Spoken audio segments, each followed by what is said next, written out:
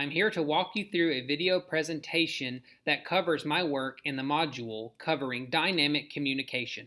I will first walk you through 4 resources that helped me understand what dynamic communication is and also effective ways to manifest this in my students and help them communicate better with myself as well as with their parents and other important stakeholders. The first resource is from the Harriet W. Sheridan Center for Teaching and Learning.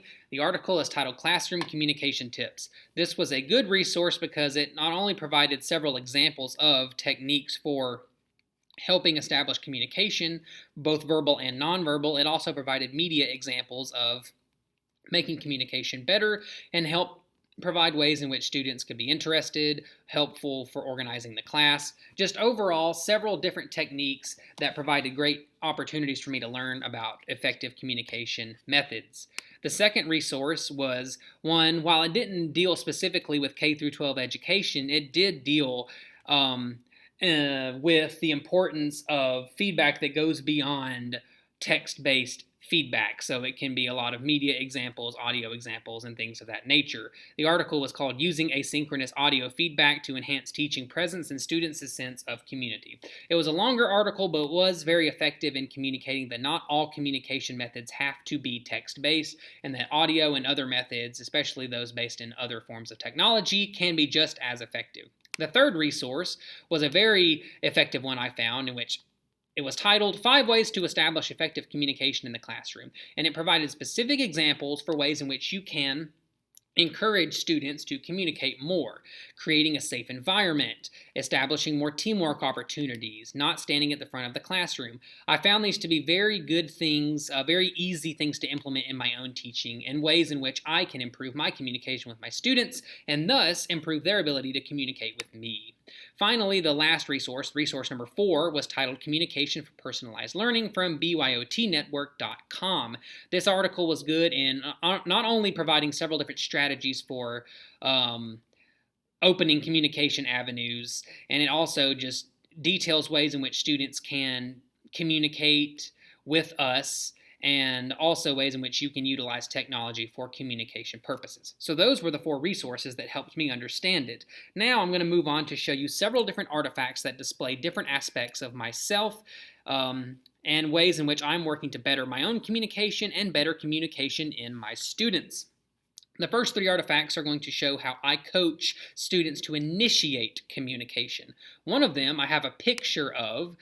Part of my bulletin board in my class is situated like this. It says, "What stuck with you today?" and there are several pads of sticky notes attached. What students are able to do then is take one at the end of each class, write something down that stuck with them from the lesson or something that stuck with them about the flow of the class that day, and they put it there. I'm able to collect them later and then read them over. This is a very good communication method because it keeps students communicating with me.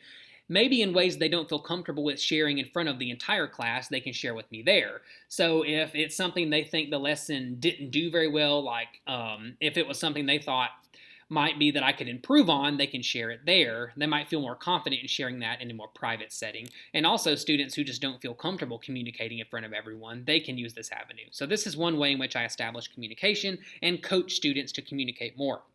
Another way is I provide several different opportunities for group work. So my second artifact for this is a cell project that we used earlier in the semester in which students work together as groups. Groups, they could work on their own, but overall most students paired up with each other, and they then worked to create this cell artifact that displayed their own knowledge of the parts of the cell. So working together in groups allowed students to develop their own communication methods with each other, as well as with me, as they had to tell me what their roles were going to be and how they were going to divide up the workload, and also what they were going to create to display their mastery for this.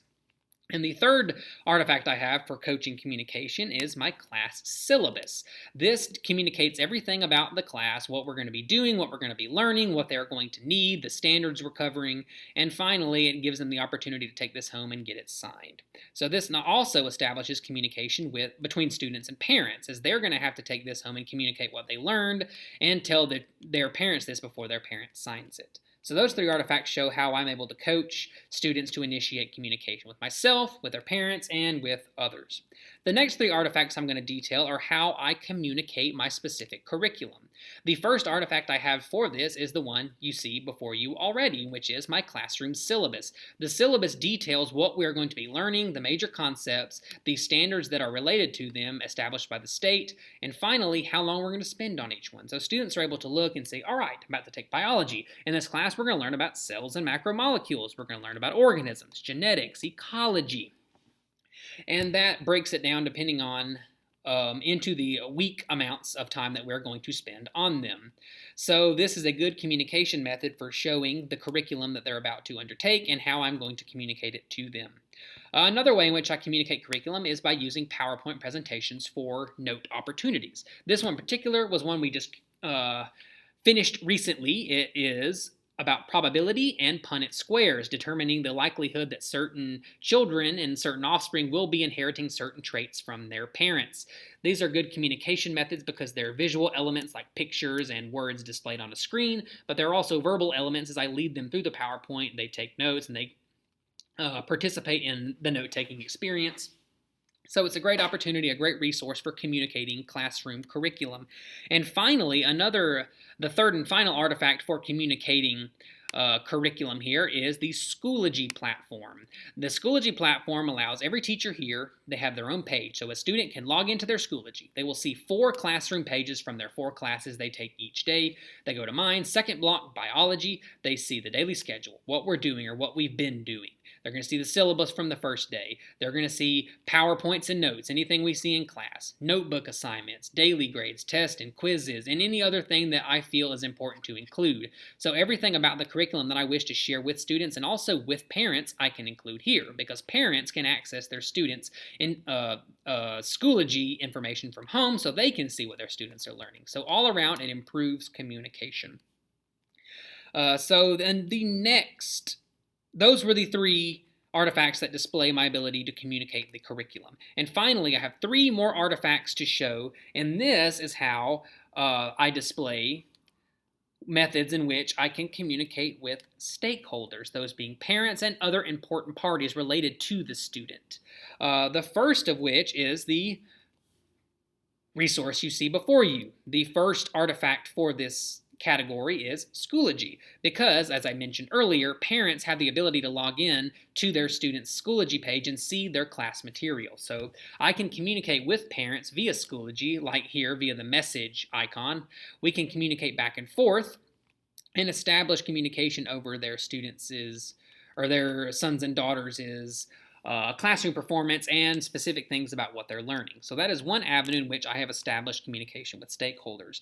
The second artifact I would like to bring up is this one here, Infinite Campus. This is the way in which teachers at Gordon Central High School, we take attendance each day from students and we also keep student grades in the grade book. Also, just like with Schoology,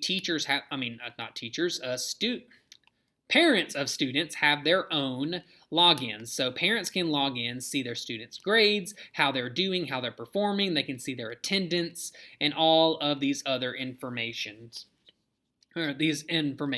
All of this other information, excuse me.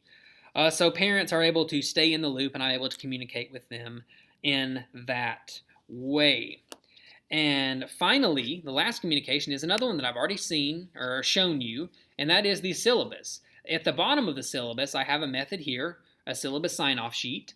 The student is to take it home, communicate to their parent what they learned about the class and what they're going to be learning, and the parent then provides several different communication methods. They provide their signature, their phone number, their email. They even provide a way in which they prefer to communicate. So this opens lines of communication with these parents and other stakeholders. It opens the opportunity for communication to occur, and it allows them to communicate in the way that they feel the most comfortable with. So those were 3 artifacts that display how I can communicate with stakeholders. Communication is important, and I thank you for watching this video.